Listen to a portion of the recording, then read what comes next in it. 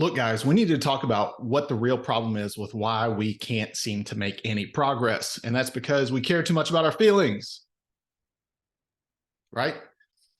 Let's break it down just as simple as that, right?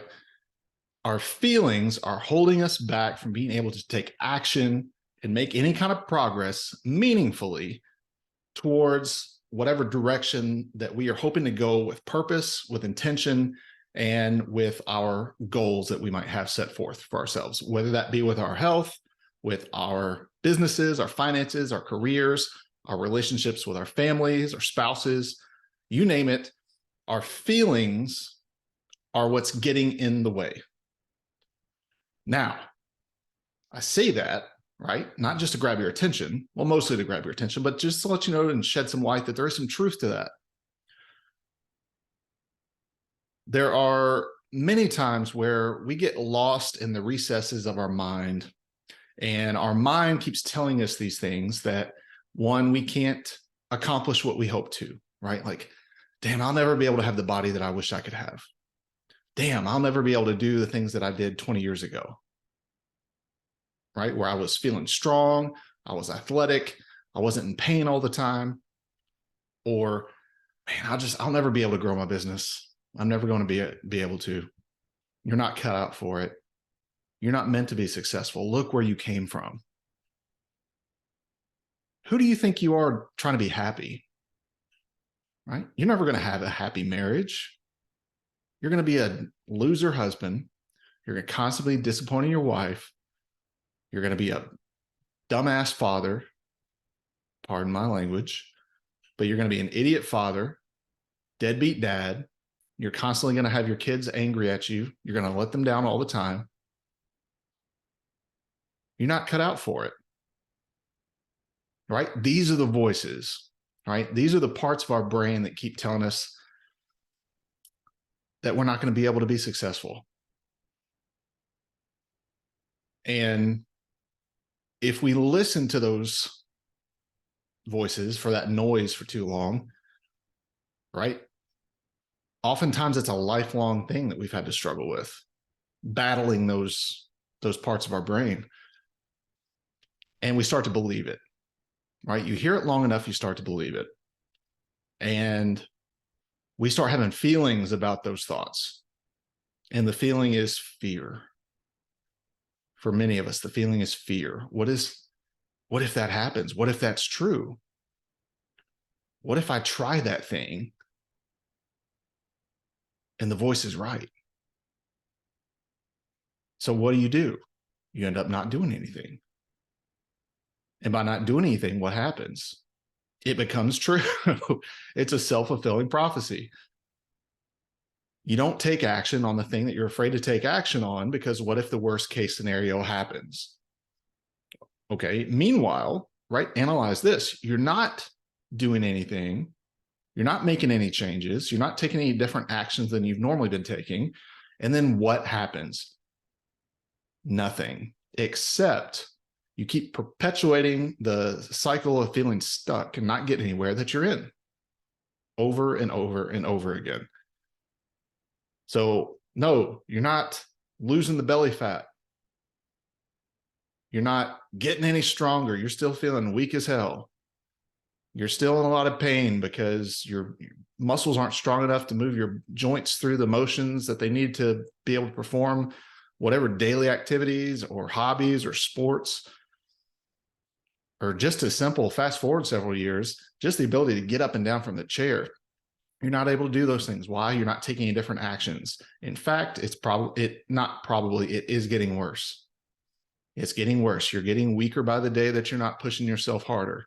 You're getting fatter by the day that you're not trying to cut down on eating in excess of what your body's burning. This is what happens when you don't take action. Well, okay. Meanwhile, you're still miserable as hell at your job. You're still broke. Why? Because you didn't change anything, right? You might step out on a limb and you might start that business, or you might partner up with, I take that back. I don't like business partnerships. They require a great deal of trust and transparency with another person, and most people aren't capable of that. So you got to make sure somebody is fully aligned with the same intentions that you have and the same work ethic that you have, et cetera, et cetera. So I'm going to skip out on that. But your bank account is not any different than it was yesterday. Why? Because you didn't take any action. You're still hating when the alarm clock goes off in the morning because you're still having to punch the clock at that stupid job that you hate. Or maybe it's your own business that you hate because you created it based out of someone else's expectations of you, right? You had to prove somebody else wrong. Meanwhile, you never went in on what you felt like your true gift was, what your true purpose was, what God gave you the ability to do to make a difference in this life that you've been given. So you're miserable, right? You've created a job for yourself that you hate. And even worse, your boss is you. So you hate you anyway. So that's why you choose on staying stuck. You don't believe you can do these things. And now it's your boss is yourself. So you hate him double as much. I know I've been there. You didn't do anything different. You didn't take a chance on something different. And it might not even be a huge risk. It's just taking a chance at something that's outside the norm of what you're normally doing. Oh, and let's talk about your marriage. Let's talk about your relationship. All right. So you're afraid of having an uncomfortable conversation where you're going to have to take ownership for where you have dropped the ball and failed to step up as a man. That would solve a lot of problems in the healing process and moving forward, but you won't do it. So what happens? Do you think she just is going to spontaneously get happier? That your marriage is spontaneously going to get better? All your problems are going to go away? Really? You think that's what's going to happen? How's that going for you so far, brother? It's not. So you can't get mad at the results you don't get from the work you didn't do. And all that starts with you. And I say it starts with you, it starts with me, it starts with all of us that don't do anything different, but still keep hoping for different things. It's because we're too attached to our feelings of, I don't feel like doing that. I'm too afraid if this happens. Brother, at some point, we got to have the courage to step outside our comfort zone and just do the thing. Periods in between each word. Do the thing. What's the worst that happens? You try it, didn't work out well, and you can either go back to being miserable with the status quo, or you can figure out, okay, well, that doesn't work, doing it that way. Maybe there's a different way I need to go about it. All right, maybe I need to pray for a little bit more direction instead of trying to do it my own way. So I don't want to say that our feelings don't matter, right? Because they do matter. They give us information. And here's the thing is when you let your feelings dictate and drive your decisions, that's when they shouldn't matter as much as you make them matter. Right? When your feelings dictate and drive your decisions, then you're a man without direction. There's a lot of alliteration here, a lot of D's there. I'm pretty proud of myself for that. But I want us to think about things in a manner of another D word, how to create the discipline so that when my feelings try to tell me that I don't want to do something or I don't feel like doing something because it's going to be uncomfortable, it's going to be scary, it's going to be hard, that we do it anyway. Right? And so that's why I coach a lot of guys when it comes to viewing things through a fitness lens, because the discipline that it takes to do the difficult things over and over and over again with pushing your body, right? Pushing outside your comfort zone with not always succumbing to whatever indulgences you want to have all the time, right? You can have them, but not all the time, not in excess like you've been having. But being able to create that discipline to push your body to do uncomfortable things, to experience discomfort, mild amounts of pain and discomfort, right? Not major pain, stuff like that. Don't copyright strike me. I'm not trying to steal Major Payne's thunder. Great movie. But creating that dedication and that discipline, right? To be able to repeatedly do those difficult things over and over and over again, right? Because you're moving on a direction to work towards a bigger cause. Now, a lot of people will say that it's important to create a goal, right? And it is important to create a goal. If you don't have a goal, then your actions won't be able to be done with any intent or any purpose or structure to achieve a certain thing. So you'll be spinning your wheels. I'm not saying don't have a goal, but when you base it all upon the goal and you reach that goal, right? Because if you're able to stay disciplined and dedicated to do it, you will reach that goal. But once you do, there's that, oh, now what? What now? Right? Let's go back to what I was doing before, which was absolutely nothing and feeling miserable, because it does catch back up to you when you stop, right? It's reaching that goal and not having another goal to be able to maintain the habits and the practices and the discipline to be able to be consistent along that pathway. So it's just as important to have a maintenance goal, right? Like all right, when I reach this goal, now what? Than it is to have the initial goal. Does that make sense? So that's why I view it through the fitness lens, because what discipline and discomfort you have to go through to take yourself in a direction that's meaningful to achieve a different outcome than what you've been used to experiencing, which you're not happy with, you're not comfortable with, you don't want to stay there. So you push yourself to do these things, right? And I help you create a structured plan that has some flexibility. So it's not rigid, it's not restrictive or anything like that, but it's going to require you to show up and be dedicated and disciplined, right? Repeatedly. And if you're not, we have to figure out what's going to help pull that lever and push that button to keep you on that path. But doing so with your fitness and with your health and lifestyle decisions has a bleeding effect or a ripple effect over into all these other areas, especially with your business, right? So when you push yourself to do things that are uncomfortable, you become accustomed to that and you start realizing like, oh, the boogeyman's not as bad as I thought he was, right?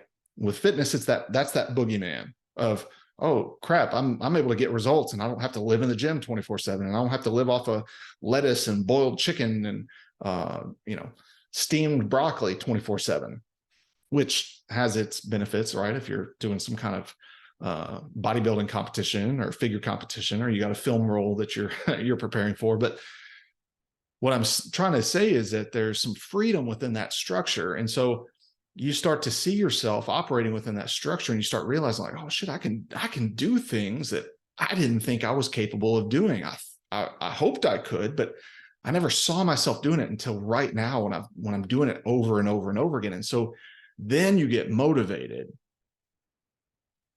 right? And then that drives more discipline, more consistency, right? It's how do I keep showing up and doing the thing that I don't like to do every day when I don't want to do it? That's what you start to see yourself doing. And so that's contagious and that starts to snowball and that starts to ripple out into other areas. And so with your career ventures, your business ventures, you start realizing that it's okay to step outside the comfort zone and know that I'm going to be okay. And I'm able to push through this obstacle and succeed. And success is not necessarily whatever initial thing you hoped would happen. It's, wow, okay, I tried this. It didn't quite go as expected, but I learned a lot of stuff. And now I'm going to apply what I learned into a new direction to get me closer to that goal. Or maybe I need to shift the goal. But you can see that carry over into your business, right? Pushing myself outside my comfort zone consistently is the only way I'm going to be able to get a desired outcome. And then lastly, right, thirdly, I want to talk about why your feelings shouldn't matter when it drives your decisions with how you handle your marriage, your relationship, right? Because doing fitness habits, right? Trying to get your butt in shape and stay in shape for a really long time and be able to live a long, strong life where you front load all this hard crap now because you're going to make the rest of your life a hell of a lot easier. Same thing goes for the relationships, right? You start seeing like, okay, well, I did something really uncomfortable today in the gym, kicked my own butt, got through it, actually feel a lot better about it as a result. I'm going to try this in my relationship. I'm going to talk about this really uncomfortable thing that I know I'm dropping the ball on. I know I'm not stepping up being the man that I need to be in the relationship, around the house, leading myself well, so that way I can lead my household well. And so I'm going to own up to it, and I'm going to have that conversation, and I'm going to sit down and say, hey, I'm dedicated to moving forward and trying to pick up the slack, right? And trying to lead myself better so that way I can lead us better. And then get her input, right? Because she'll have input. Don't be afraid of it. And then you two game plan how you're going to go forward, right? And then that is going to transform your marriage or your relationship or whatever, because you're willing to step up and do the hard things, right? And see how that all carries over from you wanting to take better care of your body, getting disciplined in those habits to do hard things then, so that way you're become more disciplined to do the hard things in every other area of your life. Because, hey, I've been here, I've done that, I've seen it. It's not that bad. I can get through it. I'm ready for anything. So that's why we can be more successful in those three areas, right? And kind of like marketers always talk about health, wealth, and relationships, right? We can be more successful in those areas because we're willing to step up and do the hard things, and irregardless of how we feel that day, right? There's a lot of people at the end of their rope, at the end of their marriages, at the end of their failed finances and business, at their failed health, because they chose comfort. They chose to act based on their feelings of not wanting to do uncomfortable things for such a period of time that now their life is massively uncomfortable 24/7. Now, I want to wrap all that stuff up by saying that ultimately, right? Ultimately, like, it's not about this life. That's not the ultimate end goal, is having the best life possible here. The ultimate goal, like for myself and other believers in Christ, is that the ultimate is to be able to make it to heaven for eternity, right? To get there and say, hey, well done, good and faithful servant, welcome home, right? And just massive love wrapped around all of us. So that's the ultimate goal. But while we're here, right, I feel like God's given us a purpose to be good stewards of the things that he's blessed us with. And that starts and ends, right, with our bodies. And this body is a vessel that we've been tasked with managing. So how are you managing your vessel? Right? And is your vessel capable of being a good steward with your finances, right? Because he asks us to do that as well. Being a good husband and father, right? Because you don't have the finances in order. So you're absent all the time. And when you are present, you're still absent. Or it's all due to the fact that your health is in the pits, like in the trash, right? Because you didn't want to step up and do the hard things every day consistently because you didn't feel like it. I didn't feel good, right? And you let that drive and dictate your decisions into sedentarism and eating yourself into a stupor most days of your life. Guys, our feelings don't matter if we're unable to fulfill the purpose that we're put here to fulfill as men, right? Everybody's here for a reason. Are you living your life to the fullest? This life, as finite as it is, are you living it to the fullest in order to prepare for what's to come? So, gentlemen, I want to leave things on that note and just say there is a massive amount of freedom in discipline, right? But but we're listening to these voices in our minds that tell us we can't do all these things. We don't feel like doing these things. We're not good enough to do these things. And that, like, to use an analogy from David Goggins when he was on the Joe Rogan podcast, talking about how the garage, right? Our brains, our minds are like a garage, and we get full of all this crap that doesn't belong in there. So we can't park our car in the garage anymore, right? We really want this. We got this sweet car. We want to park it in the garage, but we can't because there's all this stuff in there. There's all this crap that's in our way, that's preoccupying our thoughts. Like, oh, hey, I could park it in there, but I got to get some stuff out. I got to move some stuff around. I got to throw out all the crap that doesn't belong. Man, that's a lot of work. I don't want to do that. So instead, we keep parking in the driveway and leave it to the elements. Right? So you have to declutter your brain from all these pre-existing thoughts of failure and worthlessness, and knowing that we're not good enough, or feeling that we're not good enough, and letting that give us feelings about those thoughts of, oh no, I'm afraid to try. I'm sad about these thoughts that I'm having. All these lies that we're being told, right?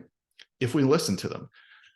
So declutter those thoughts and start learning the habits of discipline and consistency, and doing crap when we don't want to do it. Not because it's easy, but because it's hard.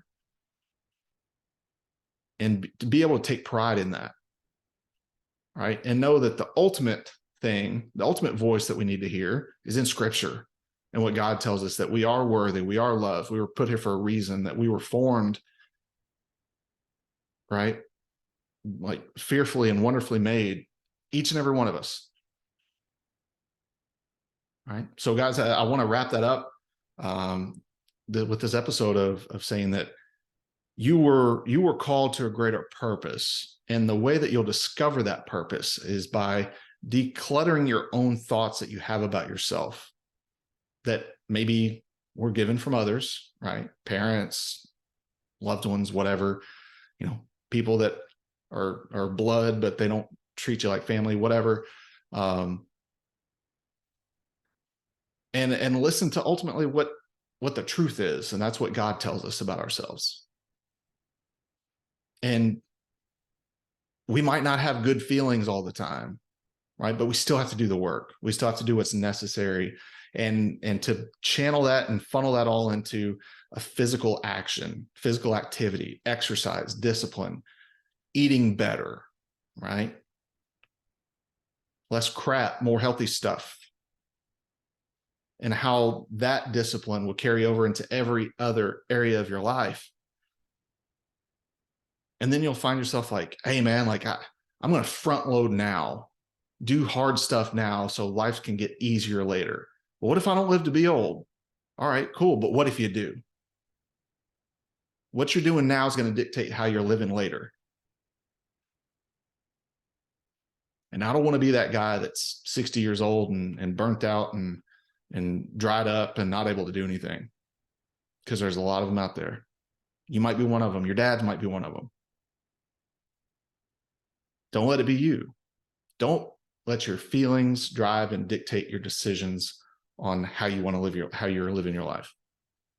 Right? Realize that your feelings are there to give you information about, oh man, I'm feeling a certain way about this thing. Where's that coming from? All right, here's what I need to do differently to change the narrative, to change the outcome. Right? And keep it in prayer, stay in the Scripture. All right, guys, thank you for tuning into another episode this week of the Becoming a Better Man podcast. If you're looking for more ways to work with me, if you're catching this on YouTube, check out the description. I'll put the link in there. If you're catching this on the podcast, then check out the show notes and the episode description. I'll also put the links there. Thank you for your support. Thank you for sharing. And until next week, see ya.